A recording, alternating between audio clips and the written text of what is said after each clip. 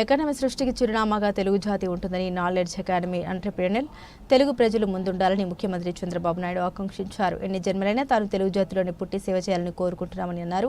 హైదరాబాద్లో ఆదివారం నాడు కంఠంనేని రవిశంకర్కు చెందిన తెలుగు వన్ డిజిటల్ మీడియా వజ్రోత్సవంలో సీఎం చంద్రబాబు పాల్గొన్నారు. జ్యోతి ప్రజ్వలన చేసి కార్యక్రమాన్ని ప్రారంభించారు. అనంతరం ప్రసంగించారు Babu. Telugu one digital media ప్రయాణం 2000 సంవత్సరంలో ప్రారంభమై 400 ఛానల్స్తో ప్రతి దేశంలో ఉంది.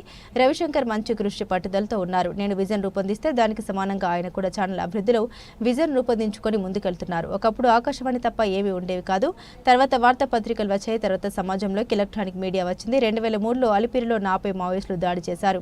అప్పుడు ఒక జెమిని మాత్రమే ఉంది, కానీ ఇప్పుడు అనేకంగా ఉన్నాయి.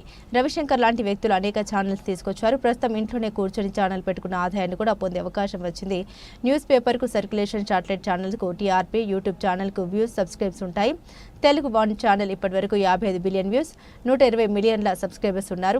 16 లక్షల వీడియోలను, 1500కు పైగా సినిమాలు ఉన్నాయి. తిరుగులేని శక్తిగా తెలుగు వన్ తయారైంది. కంఠంనేని రవిశంకర్ అమరావతి రాజధానిపైన సినిమా కూడా తీశారు. నాడు భయపెట్టే పరిస్థితులు ఉన్నా వెనక్కి తగ్గకుండా న్యాయం, ధర్మం, అమరావతికి అన్యాయం జరిగిందని చెప్పి సినిమా తీశారు. సెన్సార్ పేరుతో విడుదల కానివ్వకుండా చేస్తే యూట్యూబ్లో వదిలారు. 2000 మంది పేదలకు ఉచితంగా ఆపరేషన్లు చేయించారు. ఆయన సేవ కార్యక్రమాల పట్ల అభినందన తెలుపుతున్నాను.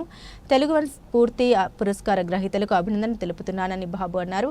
ఏది చేయాలన్నా విశ్వసనీయత అవసరం. ఎన్జీఓ మీడియాకు విశ్వసనీయత ఉండాలి. స్వాతంత్రోద్యమ సమయంలో పత్రికలు, జర్నలిస్టు కీలక పాత్ర పోషించారు. కానీ ఇప్పుడు పోటీ ప్రపంచంలో విలువలు పడిపోతున్నాయి.